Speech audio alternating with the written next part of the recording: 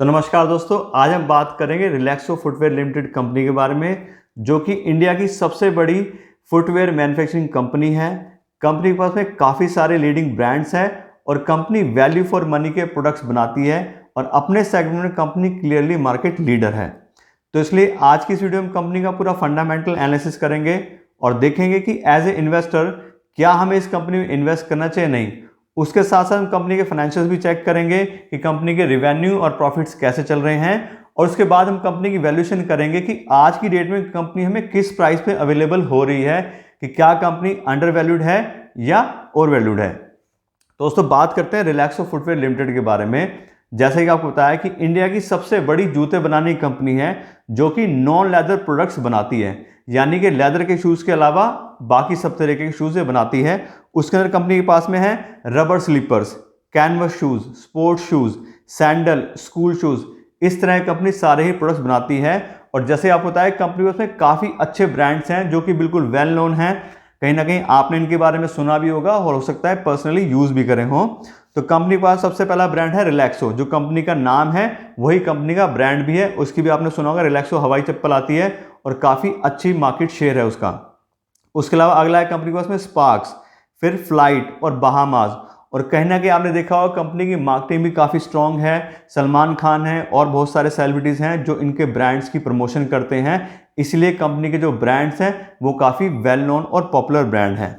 उसके अलावा जो कंपनी की मेन स्ट्रेंथ है वो ये है कि कंपनी अपने इन ब्रांड्स के थ्रू मिडिल क्लास और अपर मिडिल क्लास के जो लोग हैं उनको काफ़ी अच्छे से कैटर करती है। क्योंकि जैसा आपको पहले बताया कि कंपनी वैल्यू फॉर मनी के जो ब्रांड्स हैं, जो प्रोडक्ट्स हैं वो बनाती है, तो उसकी वजह से कंपनी की जो मिडिल क्लास है, अपर मिडिल क्लास है, उस तरह का जो सेगमेंट है उसके अंदर कंपनी की बहुत अच्छी पकड़ है। उसके अलावा अगर हम बात करें कंपनी के डिस्ट्रीब्यूशन नेटवर्क की, तो पूरी की पूरी फुटवेयर इंडस्ट्री में रिलैक्सो के पास सबसे बड़ा डिस्ट्रीब्यूशन नेटवर्क है।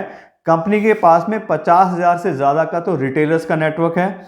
उसके अलावा 700 के आसपास कंपनी के पास में डिस्ट्रीब्यूशन नेटवर्क डिस्ट्रीब्यूटर्स हैं। उसके अलावा 400 के आसपास कंपनी के पास में एक्सक्लूसिव ब्रांड आउटलेट्स हैं, जो कंपनी ने बिल्कुल अलग से सेपरेट शोरूम बनाए हैं जहां पे सिर्फ रिलैक्सो के ही प्रोडक्ट्स बिकते हैं। उसके अलावा अगर हम ऑनलाइन की बात करें तो जितने भी इंपॉर्टेंट जो मेनली वेबसाइट्स हैं, चाहे फ्लिपकार्ट है, चाहे अमेजन है, इस तरह की सारी वेबसाइट के साथ में कंपनी का टाइप है। और लगभग 70% के आसपास जो कंपनी के प्रोडक्ट हैं वो ऑनलाइन लिस्टेड हैं, वहां से भी लोग उनको परचेज कर सकते हैं। तो इस तरह से कंपनी का प्रोडक्ट वाइज हम देखते हैं रिव्यू, तो हम बिल्कुल क्लियरली कह सकते हैं कि प्रोडक्ट वाइज काफ़ी स्ट्रॉन्ग कंपनी है। कंपनी के ब्रांड्स भी अच्छे हैं और ब्रांड के साथ साथ कंपनी वैल्यू फॉर मनी देती है, तो लोगों को डबल बेनिफिट मिलता है कि एक तो ब्रांड मिल रहा है और वो ज़्यादा महंगा भी नहीं है, आराम से लोग उसको परचेज कर सकते हैं। इस वजह से कंपनी का अपना जो मार्केट सेगमेंट है, जो कंपनी की इंडस्ट्री है, उसके अंदर कंपनी बहुत अच्छी पकड़ अपनी बना पाई है। तो इस तरह से अभी तक तो बात हुई कंपनी के प्रोडक्ट और कंपनी के डिस्ट्रीब्यूशन नेटवर्क के बारे में। अब हम बात करें कंपनी के फाइनेंशियल्स के बारे में कि कंपनी के रेवेन्यू, प्रॉफिट्स, ये सब चीज़ें कैसी चल रही हैं। क्योंकि हम तो इन्वेस्टर हैं, हमें अपना पैसा इन्वेस्ट करना है, तो हमें ये सब चीज़ें, प्रॉफिटेबिलिटी वगैरह चेक करना बहुत ही ज़रूरी है। तो मैं आपको बता दूं कि किसी भी कंपनी का फाइनेंशियल एनालिसिस करने के लिए मैं कम से कम पिछले 5 साल का कंपनी का डेटा चेक करता हूं, जिससे हमें कंपनी के बारे में डिटेल नॉलेज मिल सके। और जो हम पैरामीटर चेक करते हैं सबसे पहले वो है रिवेन्यू। तो अगर हम यहाँ पे रिलैक्सो का रिवेन्यू का देखते हैं पिछले 5 साल का डेटा, तो 2017 से 2021 तक हर साल लगातार कंपनी के रिवेन्यूज इंक्रीज हुए हैं।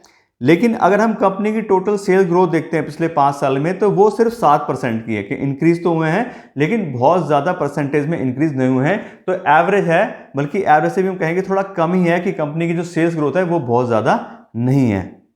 उसके अलावा अगला जो पैरामीटर है वो है gross profit margin. Gross profit margin, लेकिन अगर इस कंपनी का आप देखोगे तो बिल्कुल एक्सीलेंट ग्रॉस प्रॉफिट मार्जिन है।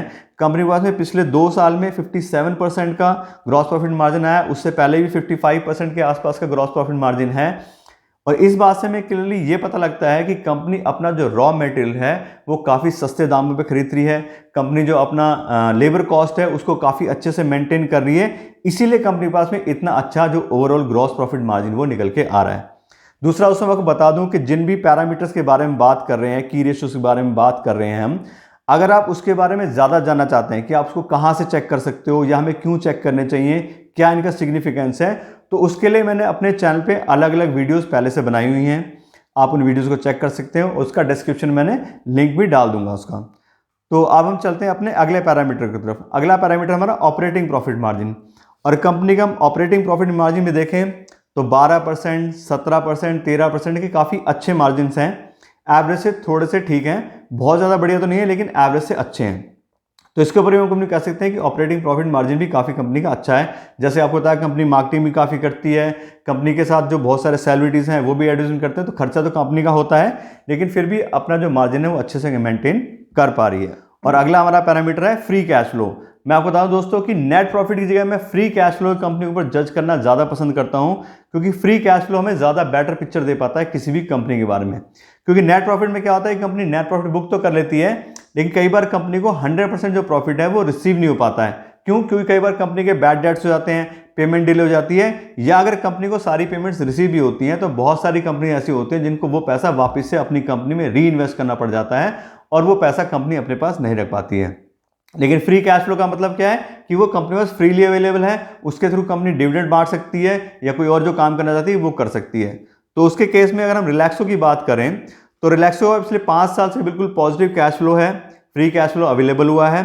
शुरू के 2017, 18, 19 में काफ़ी कम था, लेकिन 2020 और 2021 में काफ़ी अच्छा कंपनी ने फ्री कैश फ्लो मेंटेन किया है, जो कि काफ़ी बढ़िया साइन है। उसके अलावा अगला हमारा पैरामीटर है डेट बाय इक्विटी रेशो। दोस्तों डेट बाय इक्विटी रेशो के बारे में हमेशा मैं बोलता हूं कि एक ऐसा रेशो है जो हमें हमेशा हर कंपनी का चेक करना चाहिए, कंपनी कितनी भी अच्छी क्यों ना हो। Debt by equity ratio mainly हमें यही बताता है कि कंपनी ने लोन कितना लिया हुआ है और अपना खुद का या इन्वेस्टर्स का कितना पैसा इन्वेस्ट करके कंपनी बिजनेस कर रही है। अगर कंपनी के पास में डेट ज़्यादा होता है तो उसकी प्रॉब्लम आती है फिर इंटरेस्ट की, कि कंपनी को उतना ही ज़्यादा इंटरेस्ट पेमेंट करनी पड़ती है। और अगर कंपनी कोई प्रॉब्लम आ जाए, कंपनी के रिवेन्यूज कम हो जाए या कोई प्रॉब्लम आ जाए तो कंपनी इंटरेस्ट पेमेंट में नहीं कर पाती है पूरी, तो बैंक वाले और जो क्रेडिटर्स होते हैं वो कंपनी काफ़ी बुरा हाल करते हैं और बहुत सारी बड़ी बड़ी कंपनी ऐसी हैं जो इसी वजह से कोलैप्स हो गई हैं। लेकिन अगर हम बात करें यहाँ पे रिलैक्सो फुटवेयर की तो कंपनी का डेट बाय इक्विटी रेशियो है 0.07, लगभग जीरो के आसपास है। इसका मतलब ये है कि कंपनी के पास कोई भी खास डेट नहीं है, कंपनी सारा का सारा अपना पैसा लगा के बिजनेस कर रही है, तो इसलिए कंपनी को कोई भी इंटरेस्ट की जो प्रॉब्लम है वो नहीं आएगी। अगले पैरामीटर की तरफ चलते हैं तो वो है हमारे पास रिटर्न ऑन इक्विटी, कि ठीक है बाकी सब चीज़ ठीक है, हम एज ए इन्वेस्टर जो कंपनी के साथ पैसा इन्वेस्ट करते हैं तो कंपनी हमारे पैसे के ऊपर कितना प्रॉफिट या कितनी रिटर्न जनरेट कर पा रही है। तो यहाँ पे हम देखते हैं तो पिछले साल का जो कंपनी का रिटर्न ऑन इक्विटी आ रहा है वो आ रहा है 20%, जो कि काफ़ी अच्छा है। 15% से ज़्यादा की अगर रिटर्न होती है रिटर्न ऑन इक्विटी तो उसको काफ़ी अच्छा मानते हैं। और साथ साथ अगर हम बात करें तो सिर्फ पिछले साल का नहीं, कंपनी पिछले 5 साल का भी हम डेटा अगर देखते हैं तो यहाँ पे भी हमें 20% की रिटर्न ऑन इक्विटी क्लियरली दिखाई देती है, जो कि काफ़ी अच्छा साइन है। तो इस तरह से अगर हम ओवरऑल कंपनी के फाइनेंशियल देखते हैं तो कंपनी के रिवेन्यूज बहुत ज़्यादा ग्रोथ नहीं आ रही है, एक मतलब स्टेबल से ही हैं, लेकिन बाकी सब चीज़ें काफ़ी अच्छी हैं। तो हम कह सकते हैं कंपनी के जो फाइनेंशियल्स हैं वो एवरेज से थोड़े से बढ़िया हैं, बहुत ज़्यादा बढ़िया तो नहीं है, एवरेज से थोड़े से अच्छे हैं। और दोस्तों अब हम बात करेंगे वैल्यूएशन की, कि ठीक है हमने बाकी सब चीज़ें देख ली, कंपनी के प्रोडक्ट्स भी ठीक हैं, कंपनी के फाइनेंशियल्स भी ठीक हैं, बट अब हमें कंपनी किस प्राइस पे मिल रही है, कि कंपनी ओवर वैल्यूड है अंडर वैल्यूड है, हम उसको चेक करेंगे।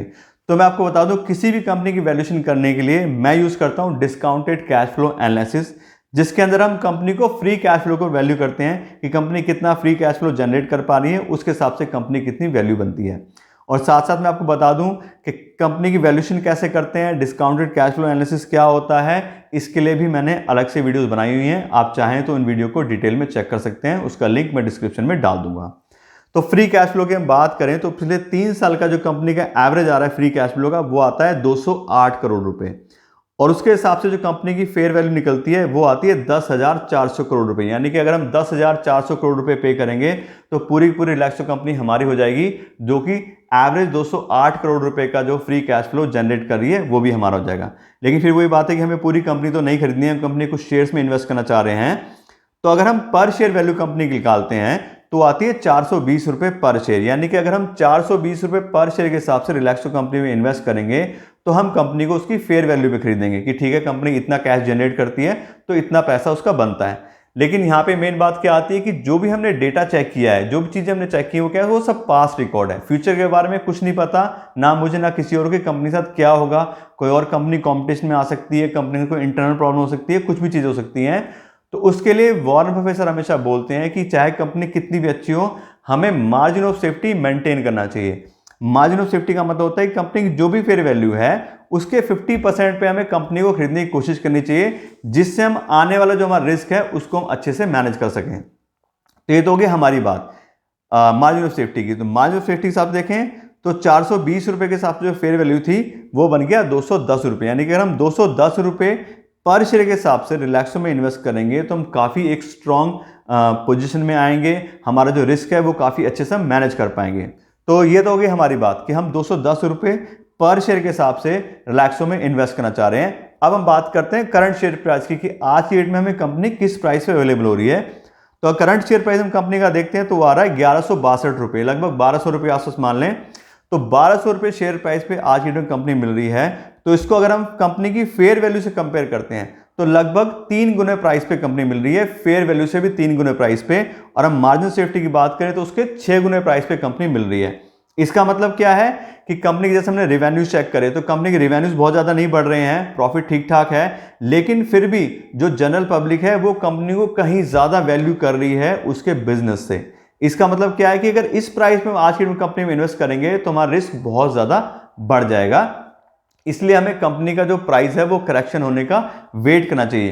कंपनी अच्छी है, प्रोडक्ट्स अच्छे हैं, लेकिन इसको इस प्राइस पे हम परचेज करेंगे तो कोई हमें ज़्यादा फायदा नहीं होने वाला। अगर हम इसको लॉन्ग टाइम के लिए होल्ड करना चाह रहे हैं, शॉर्ट टर्म में तो कभी भी प्राइस ऊपर नीचे हो सकते हैं, उसकी इतनी कोई बड़ी बात नहीं होती।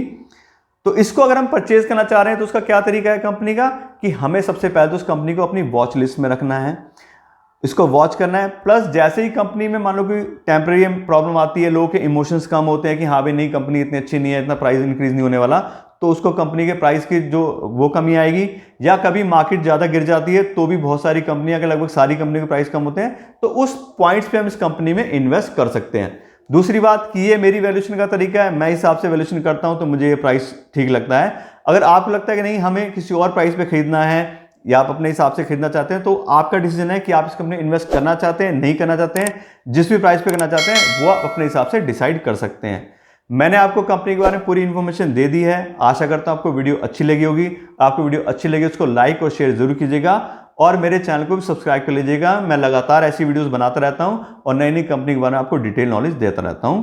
तो आज के लिए इतना ही रखते हैं। Thank you so much.